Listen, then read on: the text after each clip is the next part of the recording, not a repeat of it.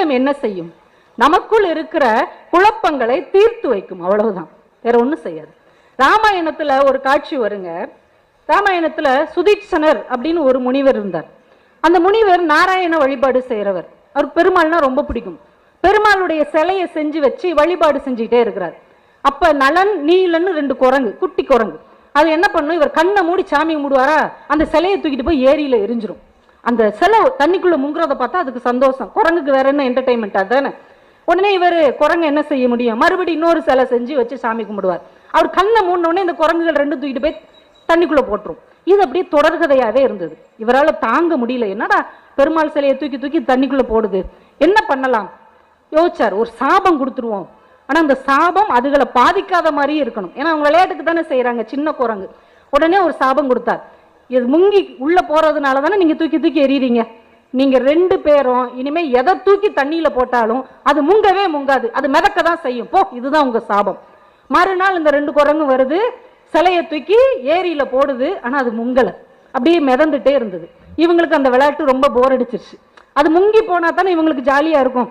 அது மிதந்த உடனே இவங்களுக்கு இந்த விளையாட்டு போர் அடிச்சுட்டு அதோட விட்டாங்க. காலம் ஓடுகிறது. அதே காட்டுக்கு ராமன் வருகிறான், சீதை கடத்தி போகப்படுகிறாள். இப்ப இலங்கைக்கு போகணும். இலங்கைக்கு போகணும்னா அந்த கடலை தாண்டி பாலம் அமைக்கணும். கடல்ல எப்படி பாலம் அமைக்கிறது, எல்லாரும் நிக்கிறாங்க. அப்ப இவங்க 2 பேருக்கு இருக்கிற சாபம் ராமனுக்கு தெரிந்தது. எல்லாரும் கல்லை எடுத்துட்டு வந்து இந்த 2 குரங்குகள்ட்டையும் கொடுங்க, கல்ல இவங்க 2 பேரும் வைக்கட்டும்னு சொன்னா எல்லா கல்லையும் இவங்க வாங்கி வாங்கி வச்சாங்க. ஒரு கல்லு கூட மூழ்கலை, எல்லாமே மிதந்தது, அந்த பாலத்துல ஏறி போயிட்டாங்க. புத்தகம் இலக்கியம் என்ன கற்றுக் கொடுக்கும் தெரியுமா? புத்திசாலித்தனம் இருந்தால் சாபங்களை கூட வரமாக மாற்ற முடியும் என்பதை இலக்கியம் நமக்கு கற்றுக் கொடுக்கும். 2005 ஒரு செப்டம்பர் மாசம் மாலி அப்படின்னு ஒரு சீன நாட்டை சேர்ந்த ஒரு நடன பெண்மணி, ரொம்ப நம்ம நம்ம நம்ம ஊர்ல சொல்லுவோம்ல நாட்டிய நாடகம்னு, அது மாதிரி அவங்க நாட்டுல நாட்டிய மூலமா கதை சொல்லக்கூடிய பாலட் அப்படின்னு ஒரு நடனத்தை ரொம்ப நல்லா கற்றுக்கொண்ட ஒரு இளம் பெண். ரொம்ப அந்த நடனத்துல ரொம்ப திறமை வாய்ந்தவங்க, ரொம்ப திறமைசாலி. 19 வயசு தான் அந்த பொண்ணுக்கு. ஆனா ஒரு நாள் கார்ல போகும்போது ஆக்சிடென்ட் ஆயிடுது. ஆகி பயங்கரமான விபத்து, அவங்க வலது கையவே இழந்துடுறாங்க. நாட்டியத்துல அந்த கைகளுடைய அசைவு தான் ரொம்ப முக்கியம். வலது கை இழந்த உடனே எல்லாரும் சொல்றாங்க, ஐயோ இனிமே உன்னால நடனமே ஆட முடியாது, உன் வாழ்க்கையில ஒரு பெரிய சாபம் வந்துருச்சு, நீ சபிக்கப்பட்டு விட்டாயின்னு எல்லாரும் அவள்கிட்ட சொல்றாங்க. அவ அப்படியே சோர்ந்து போய் உட்கார்ந்து இருக்கிறா. அதே வருடத்தில் அதே மாதத்துல ஊனமுற்றவர்களுக்கான ஒரு ஒலிம்பிக் போட்டி நடக்குது. அந்த ஒலிம்பிக் போட்டியை பார்த்துட்டே இருக்கிறா. அதுல சாய்சியாவே அப்படிங்கிற ஒரு இளைஞன், இடது கால் இல்லாதவன், அந்த ஒலிம்பிக் போட்டியில முதலாவதா வர்றான். அவனை பார்த்தவொடனே இவளுக்குள்ள ஒரு எண்ணம், எனக்கு வலது கை இல்ல, இவனுக்கு இடது கால் இல்ல, 2 பேரும் சேர்ந்து இந்த நடனத்தை உலகத்துக்கு கொண்டு போனா என்ன? அந்த இளைஞன்ட்ட போய் பேசுறான். அவன் அது வரைக்கும் நடனம்னா என்னன்னே கேள்வி கூட படாதவன். அவன் கூட சேர்ந்து இவள் பயிற்சி எடுக்கிறாள். அவன் கொஞ்சம் முயற்சி செய்கிறான். அந்த நடனத்துல இவளை தூக்கி சுத்தணும். 1000 தடவை அவன் கீழே அவளை தவற விட்டுருக்கான்.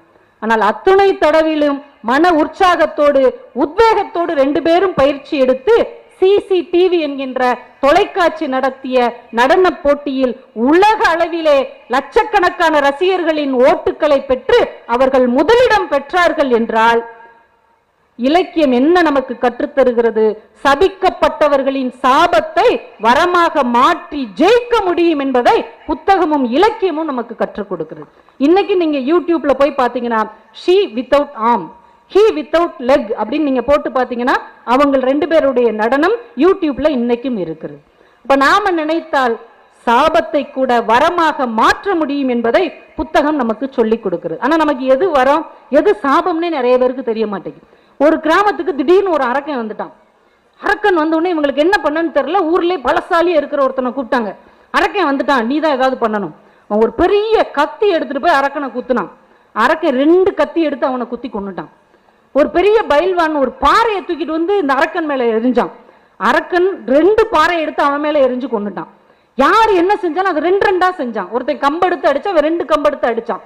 ஊர் மக்கள் எல்லாம் பார்த்தாங்க, ஐயோ நம்ம ஊருக்கு பெரிய சாபமா அந்த அரக்கன் வந்துட்டான், இனிமே இவன் இருக்கிற காட்டு பக்கமா யாருமே போக கூடாதுன்னு ஊர் கட்டுப்பாடு போட்டு எல்லாரும் ஒதுங்கிட்டாங்க. ஒரு நாள் ஒரு அம்மா தான் பிள்ளை அன்னைக்கு ஞாயிற்றுக்கிழமை ஆப்பிள் கொடுத்து விடுறாங்க. அந்த பிள்ளை ஆப்பிள் சாப்பிட்டுக்கிட்டே காட்டுக்குள்ள போயிடுச்சு. அரக்கன் முன்னாடி போய் நின்றுச்சு. அரக்கனை பார்த்து பயந்து போய் இந்த ஆப்பிள் அரக்கன்ட்ட கொடுத்துச்சு. அவன் ஆப்பிள வாங்கி வச்சுட்டு 2 ஆப்பிள் திருப்பி கொடுத்தான். பிள்ளைய தேடி வந்த அம்மா அப்படியே அரண்டுட்டாங்க. ஆஹா, இப்படியே இருக்குமோன்ட்டு வீட்டுக்குள்ள போய் ஒரு அண்டா சோறு இருந்தது எடுத்துட்டு வந்து அரக்கன்ட்ட கொடுத்தாங்க. அவன் வாங்கி வச்சுட்டு 2 அண்டா சோறு கொடுத்தான். அப்புறம் தான் அந்த அம்மாவுக்கு புரிஞ்சது. ஊரெல்லாம் கூட்டி சொன்னாங்க, இவன் நமக்கு கிடைச்ச சாபம் இல்லை, இவன் நமக்கு கிடைத்த வரம். எதை கொடுத்தாலும் இவன் 2ஆக கொடுக்கிறான். நாம் இதுவரைக்கும் தீமையை கொடுத்தோம், அவன் 2 தீமைகள் கொடுத்தான். நன்மையை கொடுத்தால் 2 நன்மைகளை கொடுப்பான் என்பது இன்றைக்குத்தான் புரிகிறது அப்படின்னாங்க. நாமளும் வாழ்க்கையில நிறைய பேரை சாபம்னு நினைச்சுக்கிறோம். முழுதாக அந்த உண்மையை உணர்ந்து கொள்ளாமல் சாபமாக நினைக்கிறோம். ஆனால் சாபத்தையும் வரமாக மாற்றக்கூடிய வல்லமையை புத்தகமும் எழுத்தும் வாசிப்பும் தான் நமக்கு தரும். கவிஞர் வாலி அவருடைய புஸ்தகத்துல 2-3 சம்பவங்கள் சொன்னார். அது எனக்கு ரொம்ப ஆச்சரியமான விஷயம். ஒரே நேரத்துல ஒரு 2 இளைஞர்களுடைய வாழ்க்கையை அவர் பதிவு செய்கிறார். என்ன யார் அப்படின்னா, பாம்பேல ஒரு இளைஞன், அங்க பிராட்வே அப்படின்னு ஒரு தியேட்டர், அந்த தியேட்டர் வாசல்ல ஹார்மோனியம் வாசித்துட்டு இருக்கிறான். அதே நேரத்துல சென்னையில இருக்கிற பிராட்வேன்னு ஒரு தியேட்டர், அந்த தியேட்டர் இன்டர்வெல்ல ஒரு இளைஞன் வடை வித்துட்டு இருக்கிறான்.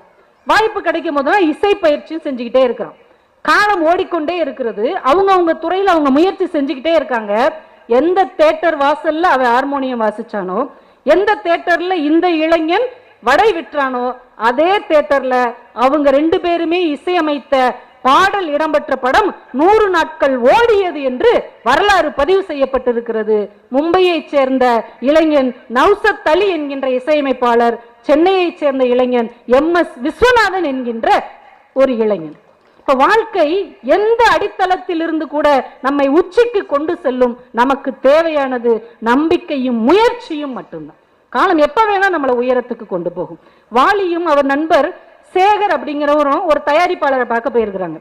போய் பார்த்துட்டு வெளியில வர்றாங்களாம். அவர் வாசல்ல ஒரு ஆஸ்டின் கார், அந்த காலத்துல ஆஸ்டின் காருங்கிறது ரொம்ப பெருசு, இப்ப இருக்கிற ஆடி கார் மாதிரி. இந்த நண்பர் சேகர் என்ன பண்றாரு, அந்த ஆஸ்டின் காரை தொட்டு தொட்டு பாக்குறாரு, சுத்தி சுத்தி வர்றாரு. என்ன சேகர், உனக்கு இந்த கார் ரொம்ப பிடிச்சிருக்கா? இந்த கார்லாம் வாங்குறதுக்கு நமக்கு எங்க கொடுத்து வச்சிருக்கு, நான் ஆசை தீர ஒரு பார்த்துட்டாவது வாரேன் அப்படின்னு சொன்னாராம். வாலி எழுதுகிறார், அன்றைக்கு ஆஸ்டின் காரை கூட வாங்க முடியாத சேகருக்கு மகனாக பிறந்தவன் தான் இந்தியாவுக்கு 2 ஆஸ்கார் வாங்கி தந்தான் என்று AR ரகுமானை பற்றி அவர் குறிப்பிட்டார். அவ்வளவு பெரிய ஆச்சரியமான விஷயம். வாழ்க்கை எந்த வினாடியில் வேண்டுமானாலும் உச்சத்தை தொடும் அல்லது பள்ளத்தில் விழும் என்பதை நாம் உணர்ந்திருந்தோம் என்றால் நம்ம வாழ்க்கை குறித்த ஒரு தெளிவான பார்வை நமக்கு கிடைக்கும். கண்ணதாசன் அவருடைய வாழ்க்கை வரலாறுல ஒரு விஷயத்தை சொல்றாரு. செட்டி நாட்டில இருந்து 14 வயசு சிறுவனா சென்னைக்கு வர்றார். எழுத்து உலக கனவோட வர்றார், சினிமாவுக்கு எழுதணும் அப்படின்னு கனவுகளோட வர்றார். வந்தவர் மெரினா பீச்சில் ஒரு காந்தி சிலைக்கு கீழே உட்கார்ந்து இருக்கிறார். ஏன்னா மண்ணடியில தான் அவங்களுடைய நகரத்தார் தங்குற விடுதி இருக்கு. இங்க இருந்து அங்க போனோம்னா பஸ்ஸுக்கு 4 அணா காசு வேணும். அவர்கிட்ட 4 அணா காசு கூட இல்லை. அப்படியே சோர்ந்து போய் உட்கார்ந்து இருக்கிறார். போலீஸ்காரங்களாம் நைட் ஆயிடுச்சு, எல்லா இடத்த காலி பண்ணுன்னு விரட்டுறாங்க. அழுதுகிட்டே தான் பெட்டியை தூக்கி தலையில வச்சுக்கிட்டு மெரினா பீச்சில் இருந்து மண்ணடி வரைக்கும் நடந்தே போகிறார் கண்ணதாசன். காலம் மாறுகிறது. கண்ணதாசன் ஒரு சொந்த படம் எடுக்கிறார், சுமை தாங்கி அப்படின்னு ஒரு படம். அந்த படத்துக்கு கதாநாயகன் ஜெமினி கணேசன். ஜெமினி கணேசன் நடந்து போற மாதிரி ஒரு காட்சி. அந்த காட்சி அவர் எங்க வைக்கிறாருன்னா காந்தி சிலைக்கு பக்கத்திலே வைக்கிறார். காந்தி சிலைக்கு பக்கத்தில் அப்படியே ஜெமினி கணேசன் நடந்து போவாரு. அவருக்கு முன்னாடியும் பின்னாடியும் ஒரு 7 கார் இப்படி போகும், இப்படி வரும். இந்த காட்சியை எடுத்து முடிச்சிட்டார். படம் வந்துருச்சு. வீட்டுல அதை டிவியில போட்டுட்டு பிள்ளைங்களை பூரா கூப்பிட்டு உட்கார வச்சு காமிக்கிறாரு. இந்த காட்சியை கவனமா பாருங்க. ஏன் அந்த காட்சியில என்ன இருக்கு? இதே மெரினா பீச்சில் தான் 4 அணா காசு இல்லாம நடந்தே மண்ணடிக்கு போனேன். ஆனா ஜெமினி கணேசன் நடக்கிறார் இல்லையா, அப்ப 7 கார் முன்னும் பின்னும் போகுது இல்லையா, 7 காரும் என்னுடைய சொந்த கார் என்று கண்ணதாசன் பிள்ளைகளுக்கு சொன்னார். அந்த புத்தகம் நமக்கு என்ன சொல்லித் தருகிறது? தான் பட்ட அவமானத்தையே மூலதனமாக எவன் ஒருவன் வைக்கிறானோ அவன் வாழ்க்கையில் ஜெயிக்க முடியும் என்கின்ற உண்மையை சாட்சியாக கண்ணதாசனுடைய புத்தகம் பேசுகிறது. புத்தகம் வேறு நமக்கு என்ன சொல்லிவிட முடியும்? ஒரு பக்தி இலக்கியம், நம்மளுடைய பக்தி இலக்கியத்துல உங்களுக்கு கூட தெரிஞ்சிருக்கும், கமலவதின்னு ஒரு அம்மாவை பத்தி சொல்லுவாங்க. அவங்க நிறைய மாத கர்ப்பிணியா இருப்பாங்க. இன்னும் கொஞ்ச நேரத்துல அவங்களுக்கு பிரசவம் நடக்க போகுது. ஆனா அங்க உள்ள ஜோசியக்காரர் சொல்வாரு, இப்பவுமே குழந்தை பிறந்துருச்சுன்னா அந்த பையன் ரொம்ப மோசமானவனாக பண்பாடு இல்லாதவனா பிறப்பான். ஆனா ஒரு நாளிகை கழிச்சு அதே பையன் பிறந்தானா ரொம்ப நல்லவனா, மக்களுக்கு சேவை செய்கிறவனா, இறை பக்தி உள்ளவனா இருப்பான். அப்படின்னு ஜோசியர் சொல்லிடுறாங்க. உடனே அந்த தாய் என்ன பண்றா, இன்னும் ஒரு நாளிகை என்னை தலைகீழா கட்டி தொங்க விடுங்க, ஒரு நாளிகை கழிச்ச பிறகு என்னை கீழே இறக்குங்க அப்படின்னு சொல்றாங்க. உடனே அந்த அம்மாவை தலைகீழா கட்டி தொங்க விடுறாங்க. ஒரு நாளிகை கழிச்ச உடனே அவங்களை இறக்குறாங்க. குழந்தை பிறக்கிறது. அம்மாவுடைய வயிற்றுக்குள்ளே இருந்தனால குழந்தையின் கண்கள் அப்படியே செவந்து போயிருக்கிறது. அம்மாட்ட போய் குழந்தைய காமிக்கிறாங்க. கோ செங்கண்ணா அப்படின்னு சொல்லிட்டு அந்த அம்மா இறந்து போயிடுறாங்க. அந்த ஒரு நாளிகை பிள்ளையை தன் உயிருக்குள்ளே வைத்திருந்ததனால் அந்த அம்மா ஜன்னி வந்து இறந்துடுறாங்க. அவங்க ஆசைப்படி அந்த குழந்தை நல்ல ஒரு மன்னனா வளர்றான். இதை படிச்ச உடனே நான் நினைச்சேன், இப்படி இல்லாம நடக்கும் வாழ்க்கையில. சரி, இலக்கியம் பக்தி அப்படிதான் சொல்லும் அப்படின்னு நினைச்சேன். ஆனா சமீபத்துல போன மாசம் ஒரு நடந்த சம்பவம் நீங்களும் பார்த்திருப்பீங்க. அர்ஜென்டினால ஃபெராரோ அப்படின்னு ஒரு அம்மா பைக்ல போயிட்டு இருக்கிறாங்க. பைக்ல போகும்போது அவங்களுக்கு வேண்டாத ஒருத்தன் படார்னு வந்து அவங்கள கம்பியால தாக்கிடுறாங்க. அப்படியே அவங்க அப்படியே விருண்டு விழுந்து மண்டையில பயங்கரமான அடி. உடனே கோமா ஸ்டேஜுக்கு போயிட்டாங்க. ஆஸ்பத்திரியில் கொண்டு போய் வச்சிருக்காங்க அந்த அம்மாவை. 30 நாள் ஒரு அசைவும் இல்லை, முழு கோமாவுக்கு போயாச்சு. இப்போ மருத்துவர்கள்லாம் அவங்க கணவரை கூப்பிட்டு சொல்றாங்க, இனிமே இவங்க வந்து பிழைக்கிறதுக்கு வாய்ப்பே இல்லை, 1 மாசம் ஆயிடுச்சு, என்ன செய்யலாம், மூளைச்சாவு அடைஞ்சிட்டாங்க, நீங்க கொஞ்சம் முன்னாடியே முடிவெடுத்தீங்கன்னா ஒரு கண் தானமோ ஒரு உறுப்பு தானமோ கொடுத்து நிறைய பேருக்கு உதவி செய்யலாம். கணவர் சொன்னார், சரி அந்த மாதிரியே செஞ்சிருவோம், வேற என்ன பண்றது அப்படின்னு முடிவு செய்யப்பட்டது. கடைசியா ஒரு தடவை அந்த அம்மாவை பார்த்துக்கிறதுன்னு பிள்ளைங்களெல்லாம் வர சொன்னாங்க. அந்த அம்மாவுக்கு 2 வயசுல ஒரு மக உண்டு. அது வரைக்கும் தாய்ப்பால் குடியை நிறுத்தாத குழந்தை. அவங்க அம்மாவை கடைசியா பார்க்கறதுக்காக அந்த குழந்தைய விடுறாங்க. அவங்க அம்மா அப்படியே படுத்த படுக்கையா 30 நாட்களாக எழ முடியாம கோமால இருக்கிறாங்க. இன்னும் 1-2 நாள்ல அவங்களுடைய கண்ணு உடல் எல்லாத்தையும் தானம் செய்ய போறாங்க. இந்த குழந்தை நம்ம அம்மா படுத்துட்டு தான் இருக்கிறாங்க, தூங்கிட்டு தான் இருக்கிறாங்க நினைச்சு வேமா எழுப்பி, அம்மா பசிக்குது, பால் வேணும் அப்படின்னு இருக்கு. கோமால கிடந்த அந்த தாய் தன் குழந்தையின் குரல் கேட்ட உடனே படக்குன்னு எந்திரிச்சு குழந்தைய தூக்கி பால் கொடுத்துட்டு மறுபடி கோமால போய் விழுந்தாங்க. இந்த செய்தியை நீங்கள் எல்லாருமே படித்திருப்பீர்கள். பக்தி இலக்கிய காலமாக இருந்தாலும் சரி, இந்த காலமாக இருந்தாலும் சரி, தாய்மை என்பது தன் பிள்ளைகளுக்காக எதையும் கடந்து வரக்கூடிய வல்லமையை கொடுக்கும் என்பதை இலக்கியமும் சொல்லுகிறது. இந்த காலமும் அதை நிரூபித்துக் கொண்டுதான் இருக்கிறது. நம்ம நிறைய சகோதர பாசங்களை நம்ம இலக்கியங்கள்ல பார்த்து கொண்டே இருப்போம். நிறைய சகோதர பாசங்கள். இளங்கோ தன்னுடைய சகோதரனுக்காக அவர் துறவு பூண்டது. என் பின்னவன் பெற்ற செல்வம் நான் பெற்றதன்றோன் ராமன் சொன்னது. தன்னுடைய தம்பி சைவத்துக்கு திரும்ப வேண்டும் என்பதற்காக அவனுடைய சகோதரி சிவன் கோவிலேயே விரதம் இருந்தது. இப்படி மாதிரி அக்கா தம்பி பாசம் எல்லாம் நாம் நிறைய படித்திருக்கிறோம். ஆனால் சமீபத்தில் ஒரு புத்தகத்திலே நான் படித்தேன். அமெரிக்கால டெக்சாஸ் மாகாணத்துல ஒரு நடுத்தர குடும்பம், ஒரு அம்மா அப்பாவுக்கு 2 குழந்தைங்க. அக்காவுக்கு டெஸ்ன்னு பேரு, அவளுக்கு ஒரு 8-9 வயசு. தம்பிக்கு ஆண்ட்ரூ அப்படின்னு பேரு, அவன் ஒரு 4 வயசு குட்டி பையன். ஒரு நாள் தெருவில் விளையாண்டுக்கிட்டு இருந்தான், திடீர்னு மயங்கி விழுந்துட்டான். என்னடா திடீர்னு மயங்கி விழுந்துட்டான்னு அவனை ஆஸ்பத்திரிக்கு கொண்டு போய் அட்மிட் பண்றாங்க. மூளையில ஒரு நரம்பு செயல் இழந்துருச்சு, ஆபரேஷன் பண்ணணும்னா நிறைய செலவாகும். அது ஒரு நடுத்தர குடும்பம். உடனே அவங்க என்ன பண்ணாங்க, இருக்கிற வீடு சொத்து எல்லாத்தையும் வித்து கொண்டு வந்து மருத்துவம் பண்ணி பார்த்தாங்க. அப்பவும் குணமாக்க முடியல. உடனே இந்த மருத்துவர் சொல்லிட்டாரு, இதுக்கு மேல உங்க மகனை காப்பாத்துறதுக்கு முடியலங்க, ஏதாவது அற்புதம் நடந்தா தான் உங்க மகனை காப்பாற்ற முடியும், நீங்க வீட்டுக்கு எடுத்துட்டு போயிருங்கன்ட்டாங்க.